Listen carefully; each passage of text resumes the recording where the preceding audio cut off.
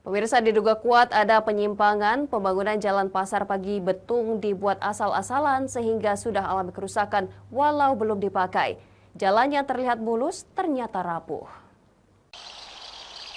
Proyek pembuatan jalan yang berada di Pasar Pagi, Kelurahan Rimba Asam, Kecamatan Betung, Kabupaten Banyuasin, Sumatera Selatan, diduga kuat alami penyalahgunaan dana. Bangunan cor jalan pasar yang terlihat mulus dan kuat ini malah sebaliknya sangat rapuh dan mudah sekali rusak. Hanya dengan tangan, cor dapat dengan mudah dihancurkan padahal belum dipakai. Sumber anggaran dari APBD yang menelan dana hampir 400 juta rupiah yang dikerjakan oleh salah satu kontraktor ini sangat tidak sesuai dengan spesifikasi.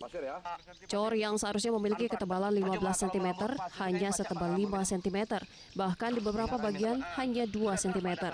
Untuk menutupi kekurangan ketebalan menggunakan pasir uruk biasa, sementara menggunakan cor beton dengan kualitas yang tidak bagus.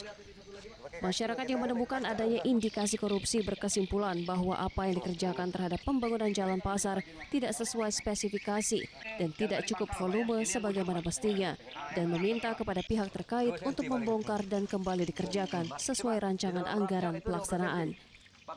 Setelah kami cek, informasi yang kita dapat itu di dalam rapnya itu 15 cm, tapi faktanya hanya 5 cm dan sebagian ada yang 2 cm.